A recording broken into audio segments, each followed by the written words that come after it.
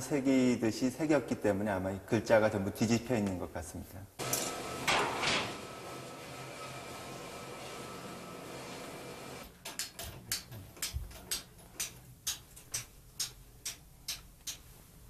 통도사 수장관. 여기. 이곳에서 연희가 새긴 판각 실물을 찾을 수 있었다.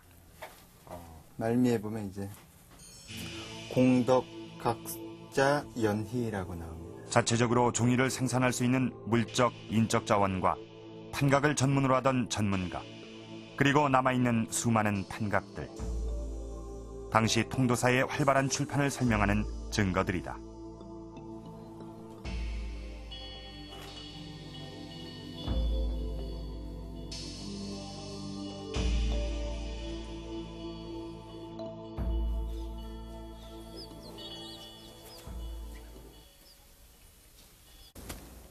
그렇다면 조선시대 이렇게 사찰이 출판의 중심지가 된 이유는 무엇일까?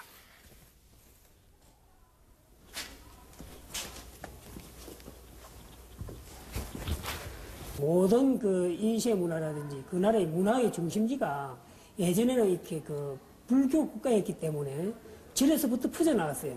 그러니까 사회 지식인이든지 또 절의 지식인이든지 간에 모든 지식인의 어떤 그런 집합 장소가 절이었고, 그러다 보니까 특히 이제 제도권 조선시대 같은 경우에 유교 정책이 있기 때문에 제도권에 있는 유가들은 밖에 있었겠지만은 그 야인들, 그 제도권과 언제나 상극이 되어 있는 야인의 어떤 문필가들은 절집하고 많은 교류가 있었어요. 그렇기 때문에 절에서 많은 인쇄가 이루어졌고, 그런 인쇄를 통해서 이제 사회에 이렇게 그런 이렇게 귀한 문집들이 절집에서 이렇게 인쇄되어 나가고 또 보관하고 있는 거예요.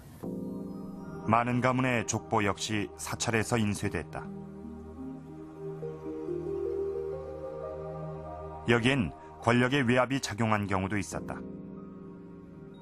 배불 숭유정책의 조선시대에는 수탈 차원에서 사찰 출판이 강요당하기도 했다. 고려시대 이미 8만대장경이라는 대역사를 이룬 사찰. 조선시대에도 사찰이 출판 문화의 산실이 된 또 하나의 이유는 여기에 닿아 있다.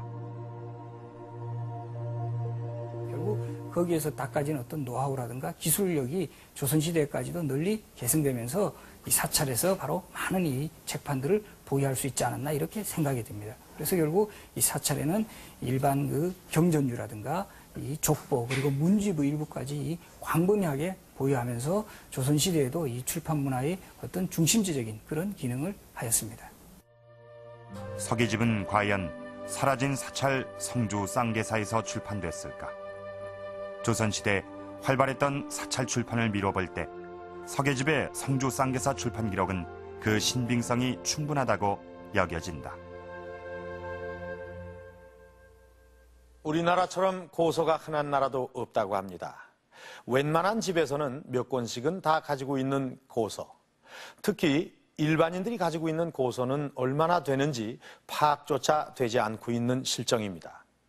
그런데 그런 책의 대부분이 사찰에서 만들어졌다는 게 놀랍지 않습니까? 물론 조선시대에는 중앙정부나 지방정부, 또 서원과 같은 교육기관에서 책을 만들기도 했습니다만, 특히 이 민간 서적의 출판은 이 사찰에서 크게 기여를 했던 것입니다. 자, 그렇다면 책이란 과연 무엇이냐? 책이기 위해서는 갖추어야 할 요건이 있을 것입니다. 자, 이쪽을 한번 보시죠. 지금 보시는 이것은 한 장짜리의 반야심경입니다. 물론 요즘에는 이런 것을 책이라고 할 수 없겠지만은 이 초창기의 책은 이렇게 문서처럼 한 장짜리도 가능했던 것입니다. 또 지금 보시는 이것은 대나무에 글씨를 쓴 죽책입니다. 또 이것은 권자본이라고 해서 두루마리 형태의 그런 책입니다. 종이가 발명된 이후에 가장 오랫동안 사용된 책의 형태입니다. 그러나 이 현대에 있어서의 책은 이 내용과 아울러서 일정한 분량을 가져야 합니다.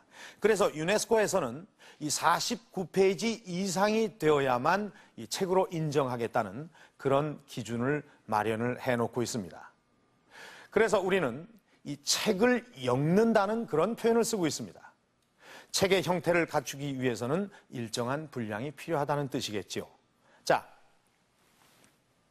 이 책을 한번 보겠습니다.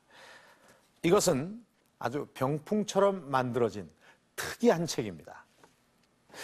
그리고 지금 보시는 이 커다란 책은 아주 단단한 이 쇠못을 받고 철로 장정을 한 그런 책입니다. 그러니까 임의로 추가를 하거나 뺄 수 없게끔 만들어진 그런 책이죠. 자, 이렇게 우리의 이 고서들은 이렇게 실로 엮인 채 수백 년간 그 원형을 유지해 왔습니다.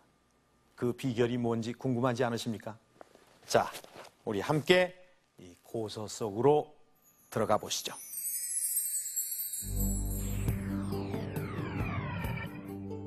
조선시대의 책인 서계집 역시 보통의 고서와 마찬가지로 붉은 실로 엮어져 있다. 4군데 혹은 6군데로 묶었던 중국 책과는 달리 조선의 고서는 5군데를 묶었다.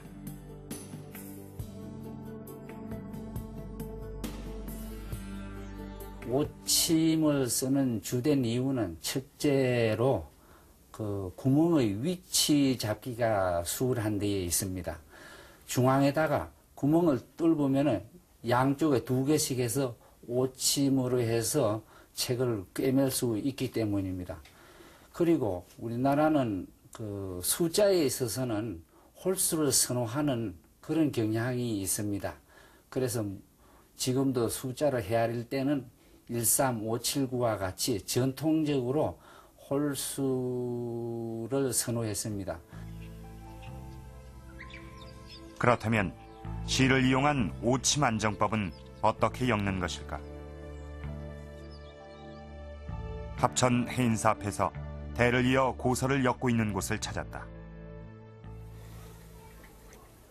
책을 엮기 위해서는 먼저 실의 길이를 정해야 한다. 차이가 좀 있습니다만 이렇게 재입니다. 예, 이렇게 3번 재면은 조금 길기도 하고 뭐 딱 맞기도 하고 그래도 됩니다. 이렇게 재가지고 3번 길이를 재서 이렇게 합니다. 대각선 길이의 3배, 책 높이의 2배 반 정도면 실의 길이는 충분하다. 그리고 한가운데를 시작으로 멈추지 않고 한 바느질로 엮어낸다. 여기에도 변하지 않는 원리가 있다. 이 옆으로 또 밑으로 내려가지고 또 이제 밑에서 또 이리 또 올립니다. 이리 밑에서 또 올려가지고 또 여기서 이렇게 또 이래가지고 또 올립니다. 이러면 한 구멍에 바늘이 3번씩 들어갑니다. 이렇게 엮이면 책은 각 부분 이름을 얻는다. 서수는 책의 머리라여 윗부분,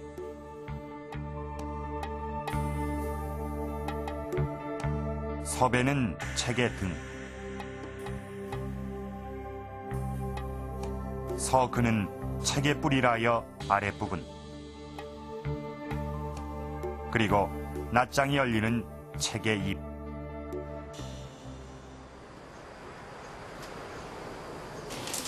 그렇다면 실로 엮은 고서는 얼마나 튼튼할까? 제작진은 고서의 제본 상태를 점검해 보기로 했다. 실험엔